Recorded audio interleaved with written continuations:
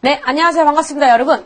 자, 이번에는요, 운동역학 과목에 대해서 이제 강의를 맡게 된 어수원이라고 합니다. 자, 여러분, 운동역학. 정말 듣기만 해도 머리가 지끈지끈하죠. 자, 운동역학 같은 경우는요, 운동역학의 개념도 정말 중요하지만, 기본적인 조그만 기초적인 산수 문제들도 굉장히 많이 좀 나오고 있어가지고, 많은 분들이 처음에 정말 출제를 하기 정말 힘들어하는, 그렇게 해서 이걸 선택하기 굉장히 어려워하는 그런 항목 중에 하나인데요. 하지만 운동역학은요, 오히려 더 쉬울 수가 있어요. 왜냐면은 이 개념만 정확하게 알면 되거든요. 그래서 이 운동역학에 대해서 한번 알아볼 건데요. 자, 운동역학은요, 지금 우리 같은 경우는 지금 7개의 가로 나눠져 있습니다. 먼저 운동역학의 개요, 운동역학은 무엇인지에 대해서 나오는 첫 번째 단원이 있고요. 두 번째는요, 운동역학의 이해, 운동역학이 어떠한 것인지에 대해서 나오고요. 세 번째는 인체역학, 인체적으로 어떠한 역학, 그런 특징을 가지고 있는지에 대해서도 알아보도록 하겠습니다. 자, 여기서 중요한 거는요, 운동학의 스포츠 적용이 굉장히 중요한데, 운동학에서 이 스포츠에 어떻게 적용을 할 수 있는지에 대해서 한번 알아볼 거고요. 자, 네 번째는 이제 운동역학의 스포츠 적용에 대해서도 알아보겠습니다. 그리고 일과 에너지에 대해서도 한번 알아볼 거고요. 마지막으로 다양한 운동 기술을 분석하는 것에 대해서 알아보도록 하겠습니다. 자, 2021년 같은 경우는 어떻게 출제가 되었을까요? 운동역학의 스포츠 적용 부문에서 40%가 넘게 출제가 되었습니다. 굉장히 많은 문제가 출제가 되었죠. 선운동의 운동학적 분석에 대한 계산식 문제가 매년 출제가 되어 있고요. 일과 일률 그리고 에너지 부분에서도 출제가 많이 되고 있습니다. 또한 보기의 그림, 표, 그래프를 보고 이론을 적용하여 답을 구하는 문제들이 출제가 되어 있기 때문에 이런 문제들에 대해서 훈련이 필요하다고 볼 수가 있겠습니다. 운동역학 굉장히 어렵지만은 여러분이 나중에 생활체육 지도자가 된다면은 운동역학을 모르고서는 운동을 절대 가르치기가 정말 어려울 거예요. 그래서 이번 기회를 통해서 운동역학에 대해서 정확하게 아시고 문제를 푸시면 좋을 것 같습니다. 그럼 1번, 자, 1장부터 한번 들어가 보도록 하겠습니다. 자, 운동역학의 정의부터 한번 들어가 볼게요. 자, 운동역학은 과연 무엇을 의미할까요? 자,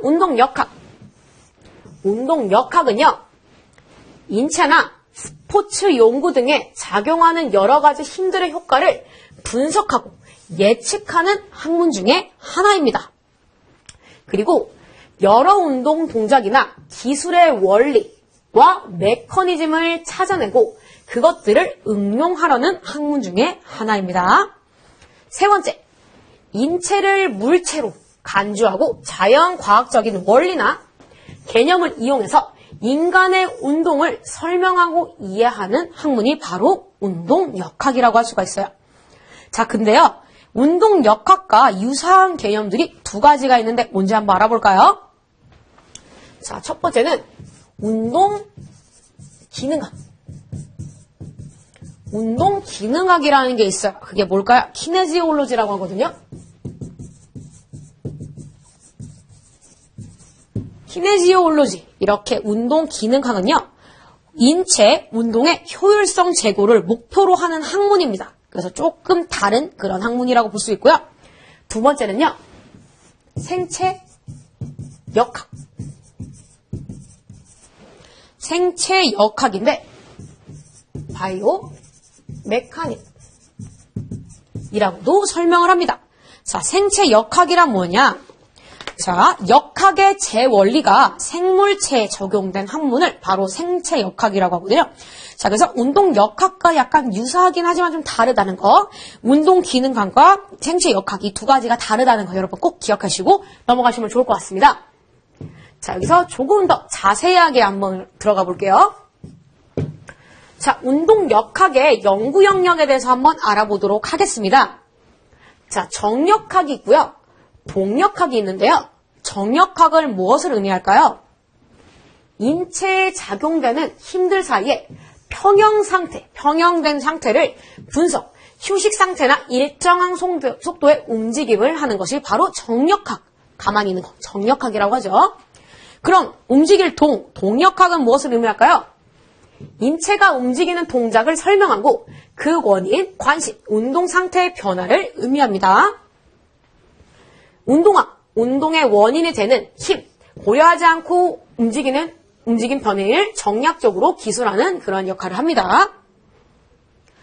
운동역학, 운동을 유발하거나 변화시키는 원인은 힘을 다루는 분야로 인체에서 작용하는 외적인 힘을 중시합니다. 예를 들면 근력, 지면 발력, 토크, 관성 모멘트, 운동량 이런 것들을 볼 수가 있겠죠.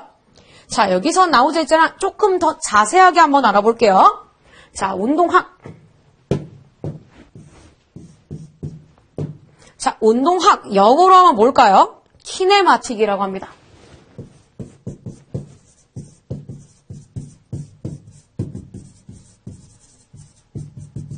키네마틱 이렇게 하는데요. 키네마틱스 이렇게 하는데 이것은 위치, 속도, 각도, 각속도와 같은 운동 상태를 다루는 분야입니다. 그러니까 위치, 속도, 각도, 각속도 이런 거와 같은 운동 상태를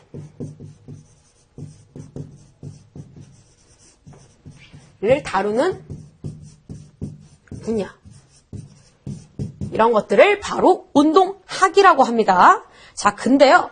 예를 들면은 뭐가 있을까요? 운동 상태를 이렇게 다루는 분야는 뭐 예를 들면 이런 거 쓰죠. 최대 속도, 최대 속도를 계산한다던가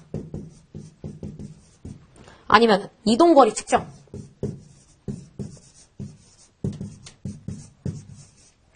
또 발목 관절의 각도 측정 이렇게 운동 상태를 나타나는 것을 바로 운동학이라고 볼 수가 있겠습니다. 자, 이런 게 있을 수가 있고요. 자, 반대로 이번엔 운동역학에 대해서 볼게요. 운동역학.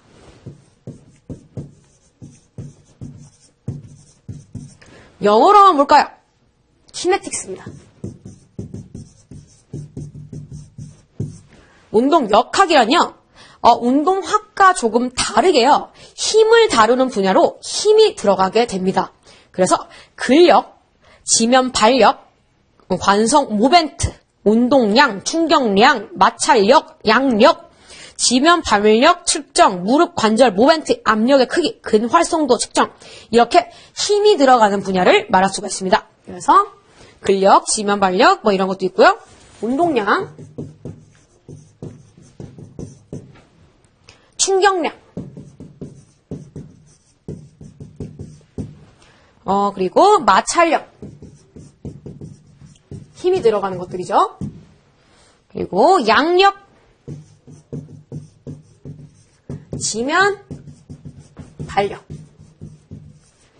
발력, 뭐 압력의 크기.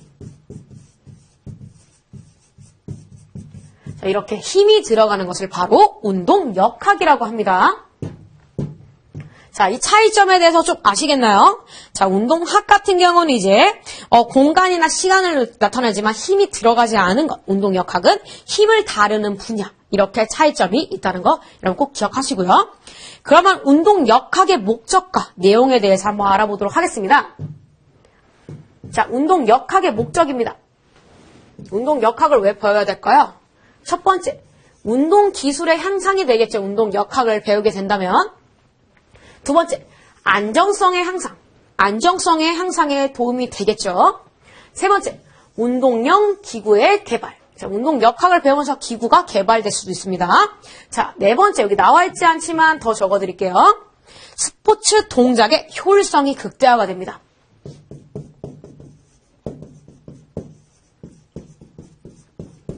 효율성, 극대화. 역학을 통해서 이렇게 스포츠 동작의 효율성이 많이 증대되는 거 많이 보셨죠? 자, 그렇게 해서 운동 역학의 목적이 하나 더 있을 수가 있고요. 네, 다섯 번째는 상해 원인을 분석할 수 있습니다.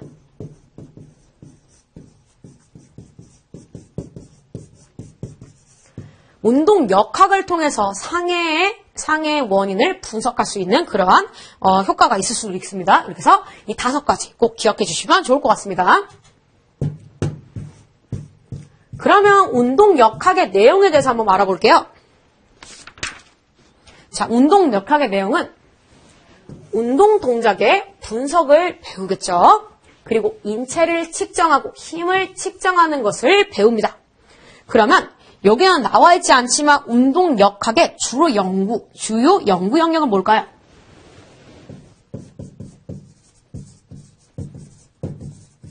운동역학의 주요 연구 영역.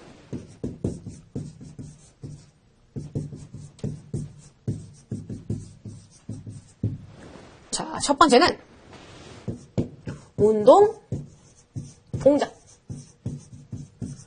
운동 동작의 분석과 개발입니다.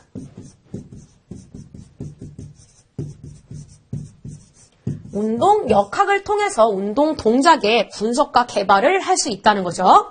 두 번째는 뭐일까요? 운동기구의 개발과 평가입니다.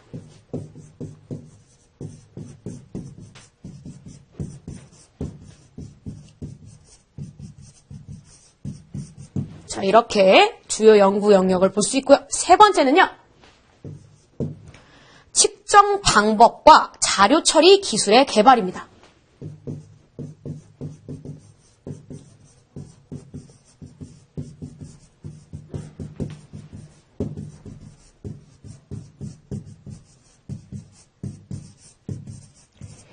이렇게 이 책엔 나와 있지 않지만 3가지 주요 연구 영역. 첫 번째, 운동 동작의 분석과 개발.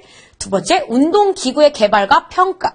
세 번째, 특정 방법과 자료 처리 기술의 개발. 이 3가지 연구 영역이 있다는 거 꼭 기억해 주세요. 자, 그러면은 운동역학의 필요성에 대해서 한번 알아보겠습니다. 자, 운동역학의 필요성입니다. 왜 필요할까요? 운동과학자는 운동역학적 이론을 현장에 적용하여 경기력 향상에 크게 기여할 수 있습니다. 스포츠 지도자는 운동역학적 지식을 토대로 운동학습의 효과를 극대화시킬 수 있습니다. 스포츠 과학자는 운동역학적 지식을 현장에 적용시키기 위해 스포츠 지도자와 협력적인 관계를 지속적으로 유지해야 합니다. 이러한 운동역학의 필요성에 대해서 배웠고요. 자, 아까 나왔었던 학문 영역에 대해서 한번 읽어보겠습니다. 자, 운동역학이란 생물체 연구에 역학적 원리를 적용한 학문입니다. 그럼 역학은 뭘까요? 질적 및 역학적 시스템에 작용하는 힘을 분석하는 물리학의 한 분야를 말합니다. 정역학, 우리 아까 얘기했죠. 정역학은요, 운동의 일정 상태에 있는 시스템을 다루는 역학의 한 분야를 말합니다. 동역학은요, 가속 상태에 있는 시스템을 다루는 역학의 한 분야입니다. 운동학은요, 힘이 들어가지 않고 공간과 시간을 기초로 운동을 기술하는 운동역학의 한 분야입니다. 그럼 운동역학은 뭐냐? 움직임의 원인이 되는 힘을 연구하는 운동역학의 한 분야를 말합니다. 그럼 인체 측정학은 뭘까요? 신체의 분절의 치수, 무게와 관련된 요인을 하는 학문 중에 하나입니다. 운동 기능학은요, 키네지올로지, 인간의 움직임을 연구하는 그런 학문입니다. 스포츠 의학은요, 스포츠나 운동의 임상 및 과학적 측면에서 연구하는 학문. 자, 이렇게 학문 영역은 이렇게 나눠져 있다. 이렇게 읽어보시면 될 것 같습니다. 네, 이렇게 해서 학문 영역에 대해서 한번 알아봤고요. 다음은요, 여기 책에는 나와 있지 않지만 운동역학의 연구 방법에 대해서 한번 알아보겠습니다.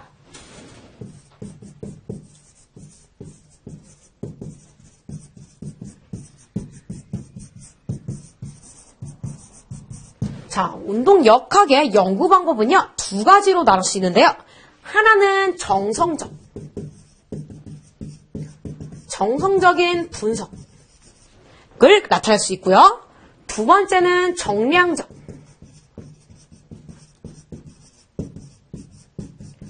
이 2가지로 나눠 쓰고 있습니다. 자, 정성적 분석이란요, 영상 장비 등을 사용하여 관찰 및 분석, 객관성의 확보 필요, 현장 적용에 용이한 그런 성질을 가지고 있어요. 그래서 영상 장비를 사용합니다.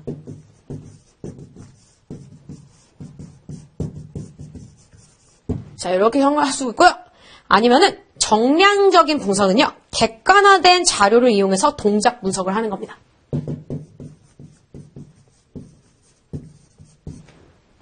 자료.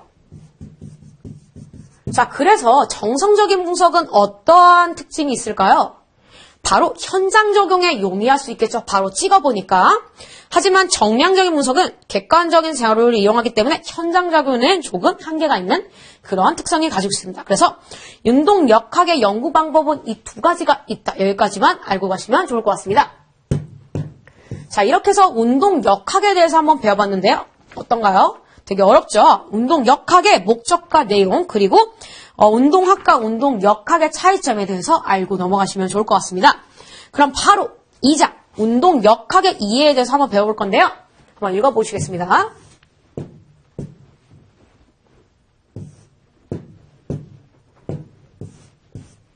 자, 2장 운동 역학의 이해에 대해서 한번 알아보기로 할 건데요.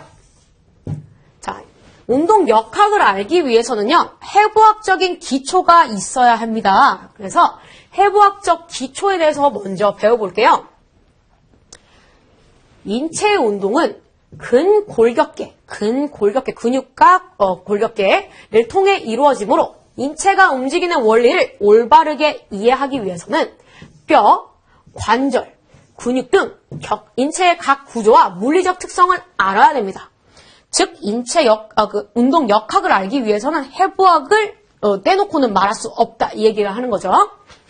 또한 인체의 움직임을 정확하게 표현하기 위해서는 모든 사람이 공통적으로 이해할 수 있는 용어를 사용하는 것이 바람직하다.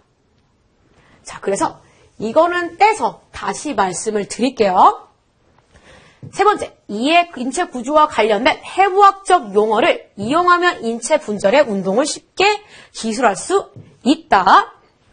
자, 네 번째, 자, 특히 운동 역학을 공부하는 경우 이해와 관련된 지식은 인체 운동을 보다 쉽게 이해하기 위한 필수적인 요소다.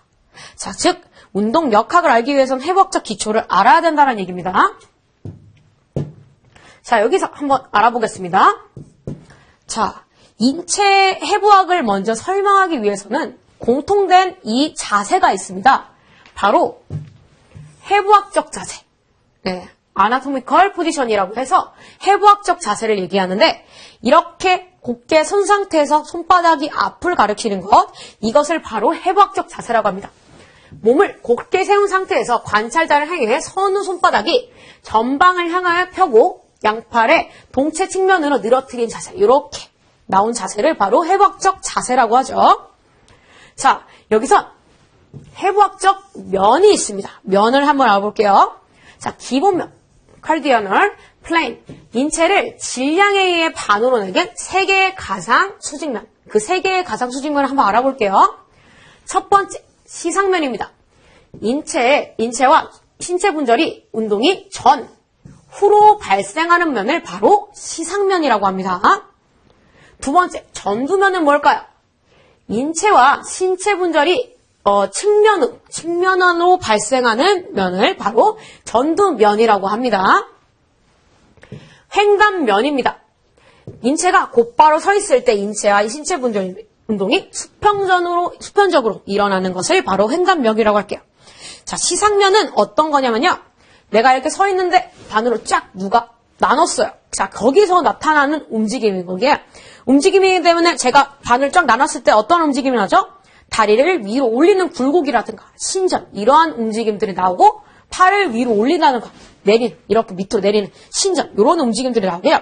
전후면에서 굴곡과 신전이 나타나는 게 시상면이라고 합니다. 전두면은요, 제가 이렇게 서 있는데 옆에서 이렇게 잘랐어요. 옆에서 앞, 뒤로 자르게 되면은 어떻게 되죠? 좌우면에서 움직이죠. 이러한 움직임은 뭐 있을까요? 팔을 위로 올리는 외전 동작이라든가 내전 동작이 바로 전두면에서 일어난다고 볼 수가 있습니다. 자, 횡단면은요, 수평면이라고도 하는데요. 발이 안쪽으로 들어가는 회내, 바깥으로 들어가는 회외, 이런 동작들이 바로 횡단면이라고 볼 건데요.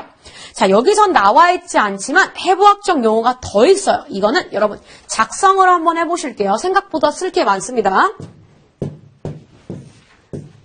자, 이 빈 고양으로 한번 설명을 해드리도록 하겠습니다.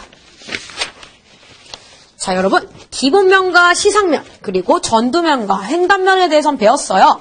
자, 그러면은요, 인체해부학의 방향용어.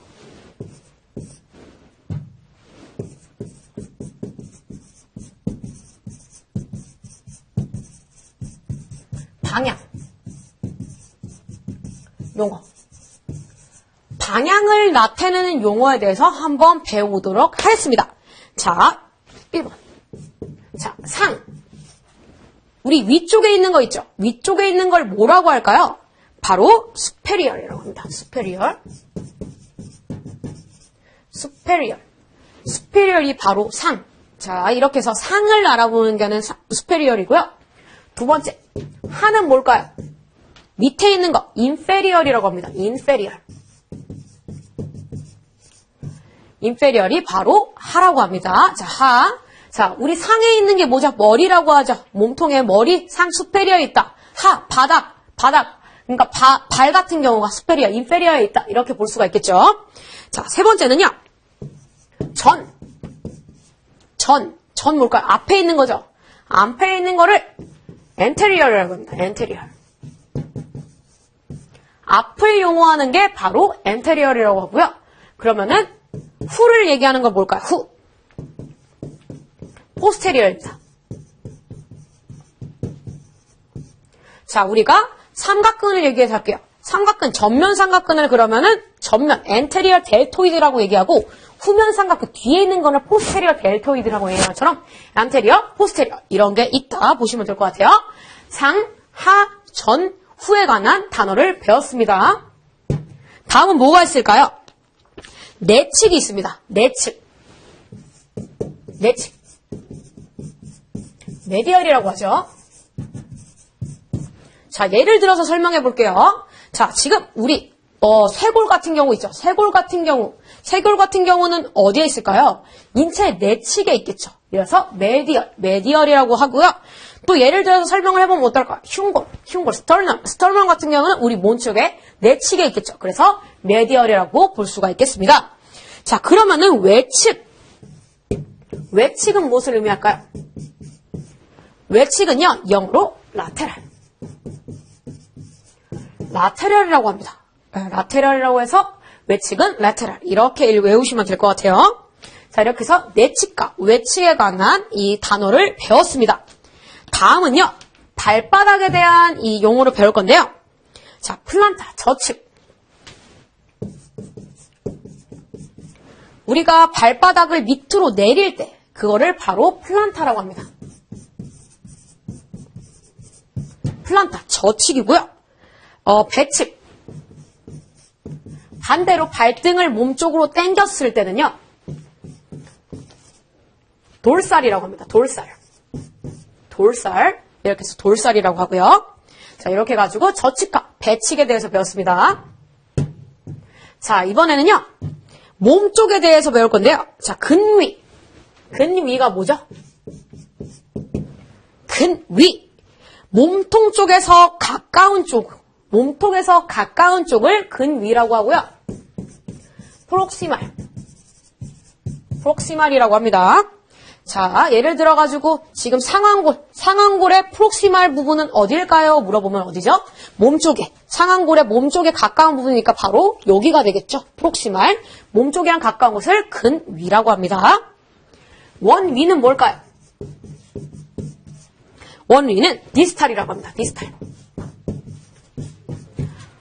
몸통부에서 몸통주에서 몸쪽을 바로 원위라고 합니다. 예를 들면 손가락. 예를 들어서 한번 설명해 볼까요? 자, 우리 휴머러스의 디스탈은 어디 있을까요? 바로 이 팔꿈치 쪽에 있겠죠. 이렇게 나눌 수가 있겠습니다. 굉장히 어렵죠. 그래서 지금 상, superior, 하, inferior, 전, anterior, 후, posterior, 내측, medial, 외측, lateral, 자, 배측, 돌살, 저측, plantar, 근위, proximal, 원위, distal. 이렇게 영어를 꼭 이해해 주시고요. 문제는 이런 식으로 나올 수도 있어요. 자, 쇄골은 어디 있을까? 뭐 이렇게 하면은 1번 상에 있다, 이렇게 하에 있다, 이런 식으로 문제가 나올 수가 있기 때문에 잘 읽고 다 외워주시면 좋을 것 같습니다. 자, 그리고 이제 움직임을 말하는 그런 용어를 한번 배워볼 건데요. 움직이는 말하는 용어 무엇일까요? 굴곡. 굴곡이 뭘까요? 굴곡. 굴곡이란 관절을 형성하는 두 분절 사이의 각이 감소하는 거. 이렇게 팔을 구부려서 이렇게 구부러지는 거. 이게 바로 굴곡이라고 볼 수가 있겠죠. 신전. 신전은 무엇을 의미할까요? 신전은요, 관절을 형성하는 두 분절 사이의 그 각이 증가하는 거. 이렇게 팔을 펴 쓰는 거. 팔을 피는 게 바로 신전이라고 볼 수 있습니다. 배측 굴곡. 우리 배측 아까 배웠죠? 발바닥을 몸 쪽으로 당기는 거. 발등 쪽으로 발목을 굽히는 운동을 배측 굴곡이라고 하고요. 족저 굴곡. 반대로 발바닥을 밑으로 내리는 그런 운동입니다. 자, 내전은 무엇을 의미할까요? 내전. 자, 내전이란요, 인체의 분절이 중심선에 가까워지는 운동. 이렇게 안쪽으로 모으는 운동. 이렇게 안쪽으로 모으는 운동. 내전이고요. 외전은 반대입니다. 인체 분절이 중심선에서 멀어지는 거. 팔을 외전시킨다. 팔을 위로 올리는 거죠. 내번. 발바닥이 안쪽으로 들어가는 동작. 4번이 되게 되면서 발목이 많이 삐게 되죠. 4번이라고 하고요. 외번은요, 반대로 발바닥이 바깥쪽을 드는 동작이 외번입니다. 자, 여기선 나와 있지 않지만 이러한 개념들을 여러분들이 정확하게 알고 가셔야지 다음 강의에서 여러분들이 이해를 할 수가 있어요. 그래서 제가 오늘 얘기했었던 인체부학의 방향 용어와 그리고 움직임에 관한 용어를 꼭 기억하시고 다음 강의를 들으시면 훨씬 더 도움이 될 것 같습니다. 자, 이것으로 1장과 2장에 대한 강의를 마무리하도록 하겠습니다. 수고 많이 하셨습니다.